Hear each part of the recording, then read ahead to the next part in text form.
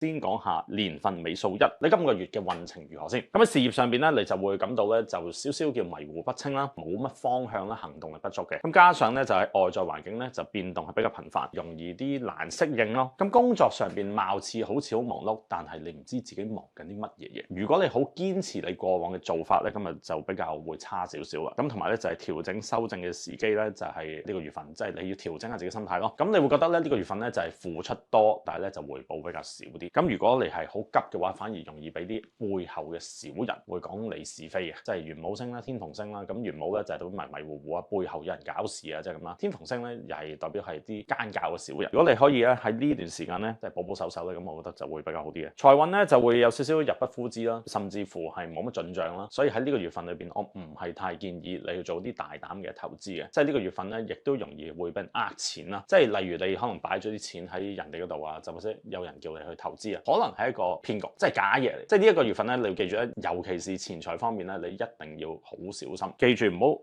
輕信他人，我覺得呢個係呢個月份嘅即係重點之中。健康咧就會出現一個精神疲勞啦，咁同埋咧就個人咧好死氣沉沉啊，即係硬係咧就好似烏雲蓋頂咁嘅。所以呢個月份咧，即係1號人最重要嘅就係休息。咁同埋我就成日咧都建議啲人咧就係打坐啦，即係譬如好似你打坐可以清晰下自己頭腦，去翻多啲陽光嘅地方。元武係代表暗，咁我哋去翻啲光嘅地方咧，就係可以令到你自己咧好似哇煙消雲散咁樣嘅。咁同埋可以係好多夢嘅，即係所以睡眠質素都會變差。所以呢個月份最緊要就係休息。感情咧就係今個月份咧就會比較麻煩少少嘅，即係如果已婚者或者已經有伴侶嘅人咧，呢個月份係特別要小心咧，就係容易有第三者介入嘅。咁可能係會有啲意想不到或者叫估唔到嘅人啦，咁可能係會插足啦，或者甚至乎係自己個心態啦，即係可能係會想偷情啊。有伴侶嘅人咧就要檢點少少啦。單身嘅咁可能你會遇到一啲即係心懷不軌嘅人，咁所以我諗呢個月份咧睇定啲係最緊要，即係唔好 take risk。即係你覺得呢個人好似哇樣樣嘢都好，但係咧實質咧佢講嘢好似捉到佢講大話，即係或者好似唔係好誠實咧，你記住就可以斷絕來往噶啦。咁所以呢個月份咧愛情方面就自己保守啲。